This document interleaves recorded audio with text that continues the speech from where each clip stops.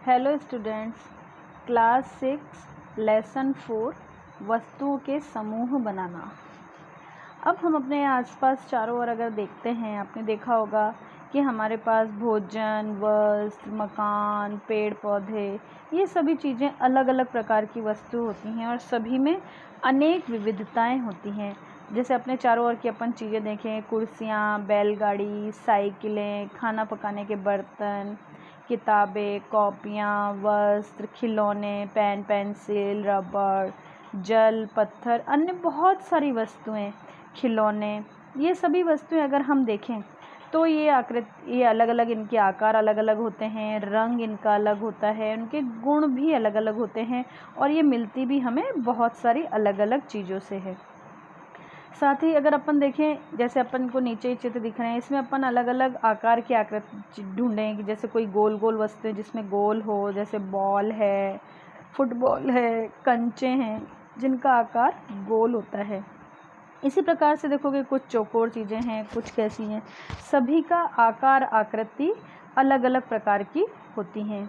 फिर इनमें से कुछ चीज़ें ऐसी होती हैं जिन्हें हम खा सकते हैं, कुछ चीज़ें ऐसी होती है जो हमारे यूज़ में, डेली रूटीन के यूज़ में हमारे आती हैं। इसी प्रकार से सभी प्रकार के अलग अलग जो चीज़ें होती हैं, तो अगर इन चीज़ों को फिर अपन देखें तो इनके अपन अलग अलग समूह बना सकते हैं। जैसे कुछ वस्तुएं प्लास्टिक की हैं, जैसे बाल्टियाँ, लंच बॉक्स, खिलौने, जल रखने का बर्तन, पाइप या नलियाँ। इसी प्रकार से बहुत सारी चीज़ों को अपन प्लास्टिक वाली चीज़ों के अंदर रख सकते हैं। इसी प्रकार से कुछ चीज़ें अपन प्राकृतिक वस्तुओं में रख सकते हैं, जिससे कि आपको प्राकृतिक वस्तुओं से मिलती है, जैसे ऊन, रुई, कपड़ा, चमड़ा इत्यादि। तो अपन अलग अलग प्रकार की वस्तुओं के ग्रुप बना सकते हैं।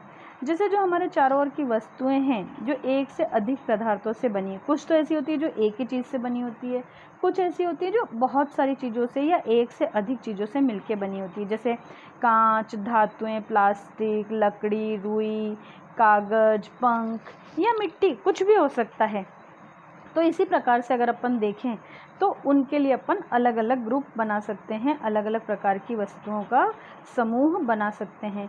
इस प्रकार से अगर अपन देखें तो इस चीज़ को करने के लिए अपन एक क्रियाविधि भी कर सकते हैं, प्रैक्टिकल भी कर सकते हैं कि अपन बहुत सारी चीज़ें आसपास से, अपने आसपास से इकट्ठी करें, जैसे चॉक, पेंसिल, नोटबुक, रबड़, डस्टर, हथौड़ा, कील, साबुन, पहिया, बैट बल्ला, माचिस, खिलौने, नमक, आलू या सब्जियां। मतलब इस तरह से बहुत सारी चीज़ें अपन एक बार इकट्ठी करें और उन सबको एक ही जगह पर अपन रखें और फिर उसमें अपन इन चीज़ों को अलग अलग, पहले आपने सबको एक साथ इकट्ठा कर लिया, फिर हम इनको अलग अलग छांट के अलग अलग ग्रुप बनाते हैं कि उनमें से कुछ जो कागज़ से बने हैं उनके लिए अलग बनाएंगे, जो लकड़ी से बने हैं उनको अलग करेंगे, जो धातुओं से बने हैं उनको अलग करेंगे, जो अधातुओं से बने हैं या कागज़ से बने हैं उन्हें हम अलग करके ग्रुप बनाएंगे।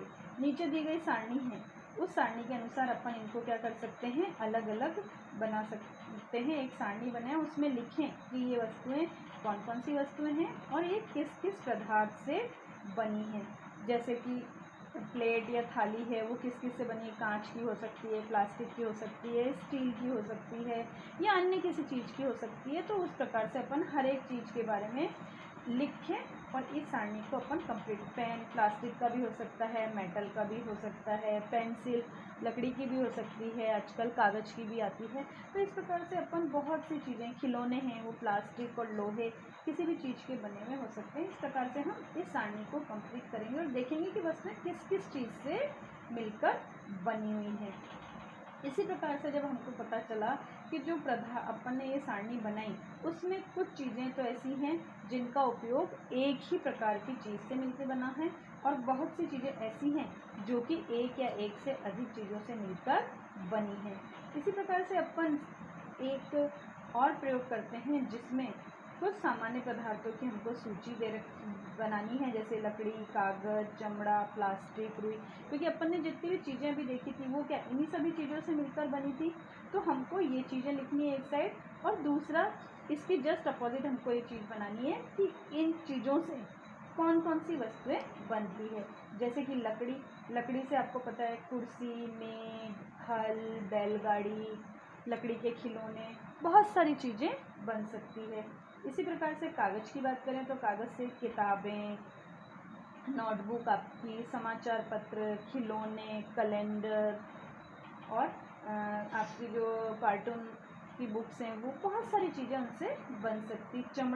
चमड़े से चप्पल, जूते, आपके पर्स, बेल्ट, खिलौने, ऐसी बहुत सी चीज़ें बन सकती। प्लास्टिक के ब्रशेज़, बाल्टी, मग, बर्तन, खिलौने।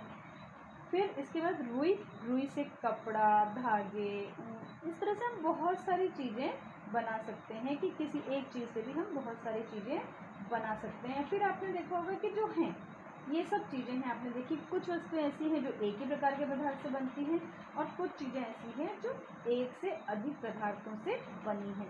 लेकिन सबके गुण आपने नोटिस किया होगा कि जो ये पदार्थ हमने लिए, ये सभी पदार्थ अलग अलग प्रकार के होते हैं, इनके सभी के गुण अलग अलग हैं। जैसे कि कुछ चीज़ें आपको उसमें ठोस लगेगी, कुछ चमकीली हैं, कुछ में दिखने में अंतर हैं। जैसे कि अगर अब कहें कि गुण अलग अलग क्यों हैं, तो जैसे अगर अपन ये बात करें कि क्या कागज़ है, उस कागज़ का उपयोग हमने किस चीज़ों में बनाने में किया, किताब बनाने में, कॉपी में, अखबार में। क्या हम उसके बर्तन बना सकते हैं? कागज़ का गिलास यूज़ करें, पर अगर कागज़ का गिलास बनाएंगे तो क्या होगा, उसमें पानी नहीं टिकेगा, क्योंकि कागज़ गिलास को हम किस में यूज़ करते हैं, जनरली पानी भरने में या किसी भी द्रव पदार्थ को रखने में। और कागज़ का अगर हम गिलास बनाएंगे तो क्या होगा, उसमें से पानी निकल जाएगा, वो फट जाएगा, तो उसमें स्थिर नहीं रह पाएगा। इसलिए हम गिलास की जगह कांच, प्लास्टिक, स्टील या लोहे का अपन यूज़ करते हैं, स्टील का यूज़ करते हैं, ताकि उसके अंदर पानी या जल रुक सके। यानी उनके गुणों के आधार पर हम वस्तुएं बनाने के लिए उनका उपयोग करते हैं। तो इस प्रकार से जो हर पदार्थ होता है उसके अलग अलग गुण होते हैं। तो जैसे अगर अपन सबसे पहले बात करें तो पदार्थ के गुणों में सबसे पहला गुण आता है दिखावट, यानी वो दिखने में कैसे हैं। तो जो पदार्थ हैं वो एक दूसरे से हमेशा भिन्न दिखाई देते हैं। जैसे लकड़ी और लोहा दोनों एक तरह से बिल्कुल अलग अलग दिखाई देती हैं। लोहा, तांबा, एल्युमिनियम, सोना, चांदी, ये कुछ समानताएं हो सकती हैं इनके अंदर, लेकिन फिर भी ये अलग अलग होती हैं। इनके अंदर जो भिन्नताएं पाई जाती हैं, सोने चांदी के अंदर, लोहा, तांबा, एल्युमिनियम के अंदर जो चीज़ें मिलेगी वो आपको लकड़ी के अंदर नहीं मिलेगी।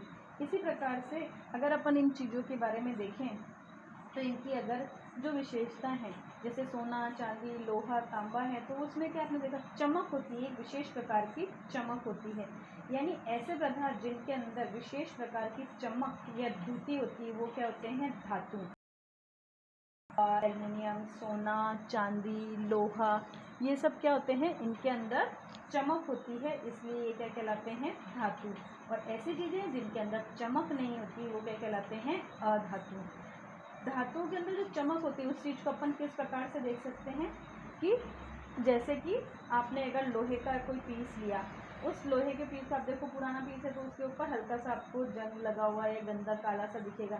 लेकिन अगर उस लोहे के पीस को आप काटते हैं, आपने बर्तन वाले को वो काटते हुए देखा होगा, लेकिन जैसे ही आपने उस बर्तन वाले को काटते हुए देखा तो क्या होगा कि आपको उस काटने पर उस लोहे की धातु में क्या दिखाई देगी, चमक दिखाई देगी। वो अंदर से, बाहर से भले ही वो गंदा हो गया, गंदला हो गया है, लेकिन अंदर से वो कैसा है, चमकीला है, उसके अंदर आपको चमक दिखाई देती है।